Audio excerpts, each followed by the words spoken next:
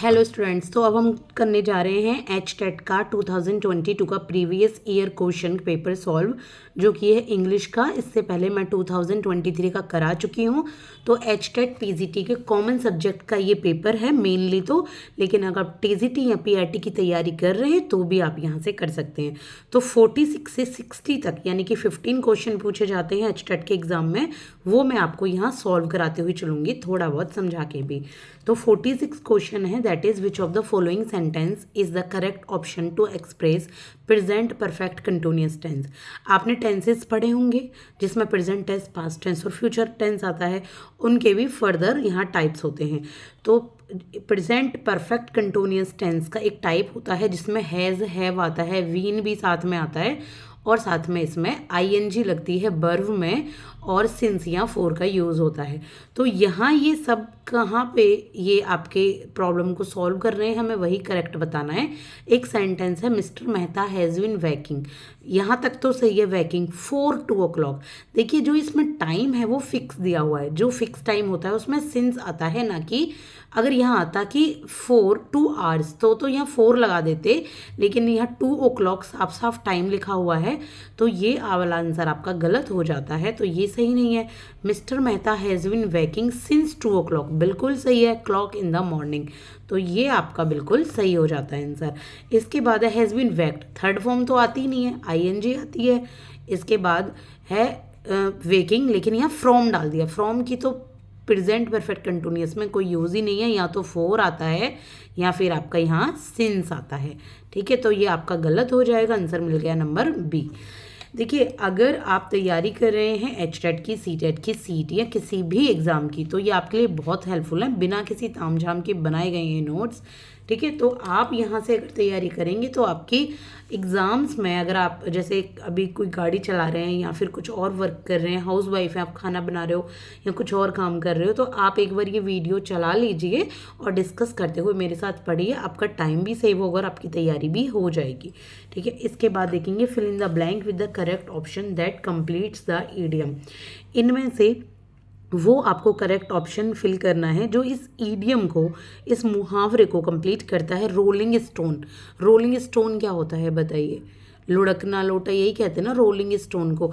तो इसमें इसका क्या हो जाता है आंसर? इसका आंसर हो जाता है गैदर्स नो मोस, यानी कि एक जगह नहीं रुकने वाला, रोलिंग स्टोन होते रहते हैं, तो गैदर्स नो मोस इसका करेक्ट ऑप्शन हो जाता है।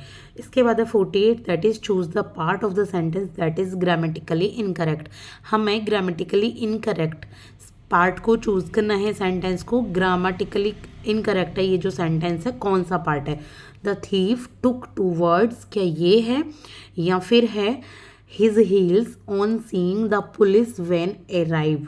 तो इसमें जो ग्रामेटिकली इनकरेक्ट सेंटेंस हो जाता है ये है आपका number A, that is the thief took 2 words। जो थीफ हैं अपनी हील्स की तरफ उन्होंने देखा, जब उन्होंने पुलिस वैन को आते हुए देखा तो उन्होंने अपनी मतलब एडी पर वो पैर रखकर भाग गए, कुछ तरीके से होता है ना, तो ये टुक 2 words यहाँ पर नहीं आएगा, ये गलत है। क्योंकि ये जो सेंटेंस है देखिए, व्हेन अराइव, ये पहुंची बस उसी टाइम का प्रेजेंट का, तो यहाँ सेकंड फॉर्म नहीं आएगी। यहाँ पर क्या आता है? हैज़ आता, हैज़, चोर भाग गया और उसके साथ थर्ड फॉर्म आती, तो ये गलत हो जाएगा। टुक 2 words ये पास्ट में बना दिया है और वैसे ये प्रेजेंट में है, तो ये आपका जो आंसर है वो निकल आता है ये वाला, क्योंकि हमसे गलत ही पूछा गया है। इसके बाद है question number 49, that is change the narration. यहाँ पर आपको नरेशन को चेंज करना है, यानी कि डायरेक्ट और इनडायरेक्ट सेंटेंस हैं ये। तो डायरेक्ट दिया हुआ है आपको, Kavin said to mister Copper. Kavin ने मिस्टर कॉपर से कहा please be kind to me, please मेरे प्रति दयालु बनिए या थोड़ी दयालुता दिखाइए। तो इसका क्या हो जाएगा इनडायरेक्ट सेंटेंसेस? कविन ने जो मिस्टर कॉपर से कहा वो कैसे कहा? रिक्वेस्ट ही तो की है, तो सबसे पहले आस्क तो आएगा ही नहीं, ये तो आपके 2 एलिमिनेट हो जाते हैं। क्या आएगा? कविन रिक्वेस्टेड मिस्टर कॉपर, यहाँ तक तो सही है। To be kind to him या to be kind to me, देखिए ये भी गलत हो जाता है, काइंड टू मी, यानी कि एज इट इज़ थोड़ी ना कहना। इनडायरेक्ट में तो हमें कविन के अकॉर्डिंग इसका जो ऑब्जेक्ट है वही चेंज कर देना है, इसका कर्म। तो यहाँ क्या आ जाएगा, हिम। तो आंसर जो आपका निकल जाता है करेक्ट ये है नंबर ए, कि Kavin requested mister Copper to be kind to him.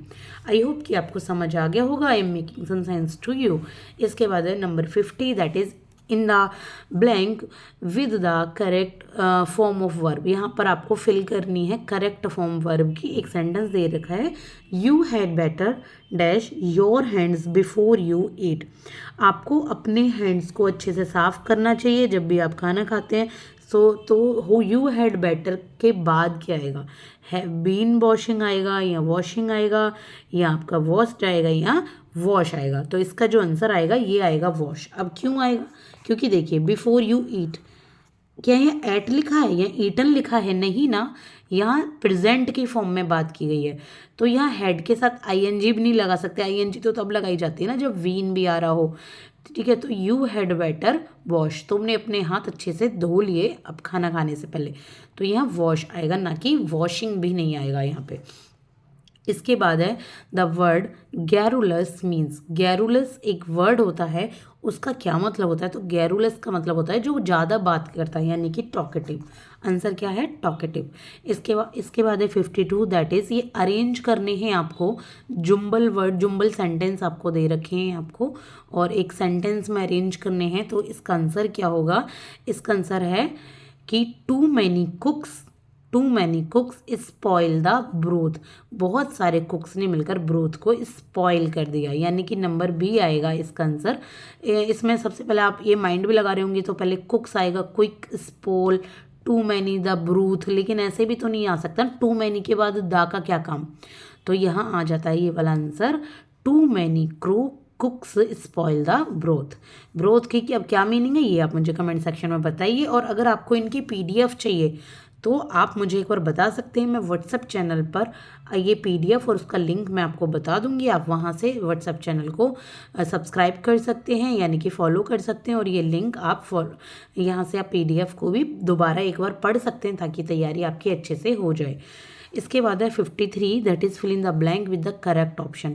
यहाँ पर आपको ब्लैंक फिल करने करेक्ट ऑप्शन के regarding. When Monisha reach the bus stand the बस।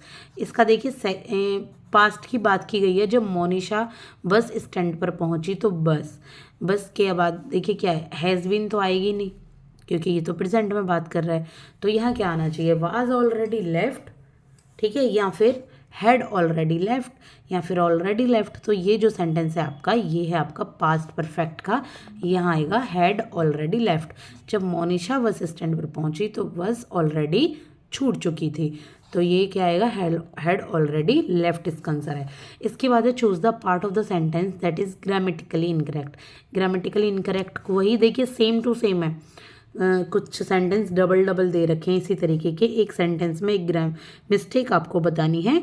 तो मिस्टेक क्या है, he has committed A blunder mistake today morning, कि उसने एक ना ब्लेंडर कमिट कर दिया आज की मॉर्निंग में, सुबह को। तो ये मिस्टेक तो गलत आया है ना, ब्लेंडर या तो ब्लेंडर आए या सिर्फ मिस्टेक आए।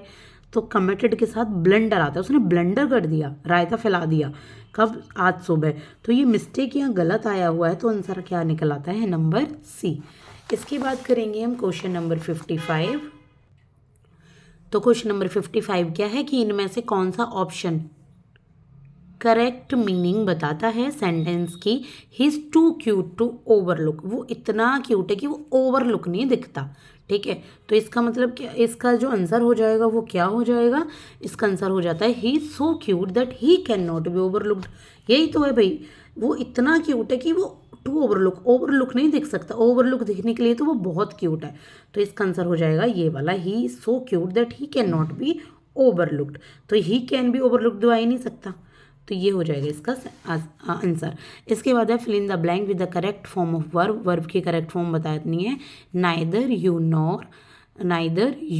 Nor she made the mistake. ना तो तुमने ना ही उसने कोई गलती की है। मेड, तो यहाँ क्या है, ये पास्ट का सेंटेंस है। तो यहाँ पर क्या आ जाएगा, जो इसका आंसर है ये आएगा 56 का, ये आएगा हैज़ मेड द मिस्टेक। ना तो तुमने ना ही उसने कोई मिस्टेक की है। तो यही आंसर निकलेगा। तो ये पास्ट का नहीं है बल्कि प्रेजेंट परफेक्ट का आपका सेंटेंस हो जाता है। इसके बाद 57 fill in the blank with correct modal auxiliary. Modal होते हैं ना आपको कैन, कुड, मस्ट, शुड के, तो ये आपको बतानी है। Passenger not walk across the railway line. Passengers को ना रेलवे लाइन के जो पार है उसको नहीं चलना चाहिए रेलवे लाइन के ऊपर। तो प्रोविज़न यानी कि मना किया गया है आपको। तो यहाँ आपको क्या आना चाहिए आप बताइए। तो ये मस्ट नॉट वॉक, ये बिल्कुल भी नहीं, बिल्कुल पैसेंजर्स को रेलवे लाइन के ऊपर चलना चाहिए। तो मस्ट इसका आंसर हो जाएगा। इसके बाद है fill in the blank with the correct option mister Sudhir Soni is. Mister Sudhir Soni क्या है? RAS ऑफिसर हैं। तो यह क्या आंसर आएगा RAS ऑफिसर के लिए? ये आ जाएगा N। क्यों आएगा N? क्योंकि R, जब आप R बोल रहे हैं तो ये ऐसे नहीं निकल रहा R, ये इस ए के लिए ही तो आया, ए के लिए N, तो NRAS ऑफिसर आएगा। ठीक है। इसके बाद है choose the correct passive of the given sentence. Did he kill A lion. ये करेक्ट पैसिव बताना है आपको, एक्टिव है ये, पैसिव बताना है। Did he kill A lion का क्या आएगा? पास्ट में है तो बाज तो आएगी, वॉज आती है ना पास्ट में, तो वॉज इन दोनों में आई हुई है। Was a lion killed by him आएगा क्योंकि ही की जगह हिम ना कि यू आएगा। तो आंसर हो जाएगा नंबर C। इसके बाद है fill in the blank with the correct option. Let us stay here while it. चलो रुक जाएं, यहाँ पर रुक जाएं जब तक कि क्या हो रहा है? स्टे, यानी कि आ रहा है आपका प्रेजेंट का ही सेंटेंस है। वाइल इट के साथ क्या आएगा? It is raining. आपका नॉर्मल सा आंसर यही निकल जाता है। तो इंग्लिश का 2022 का यहाँ पर 15 क्वेश्चंस कंप्लीट करा दिए हैं। HTET स्पेसिफिक हैं, फिर भी आप CTET या फिर CET कोई और भी टीचिंग एग्जाम दे रहे हैं तो वहाँ पर भी हेल्पफुल है। हरियाणा GK भी मैंने 2022 की करा दी है। तो 23 एंड 22 का मैं आपको CDP, हिंदी, इंग्लिश और हरियाणा GK करा चुकी हूँ। आप प्लेलिस्ट से तैयारी कर सकते हैं, प्रीवियस वीडियो देख लीजिए चैनल पर जाकर, वहाँ पर भी आपको ये मिल जाएंगी। और अगर आपको मेरी ये थोड़ी सी कोशिश पसंद आई है तो प्लीज़ चैनल को लाइक कीजिएगा, सब्सक्राइब कीजिएगा। Thank you so much.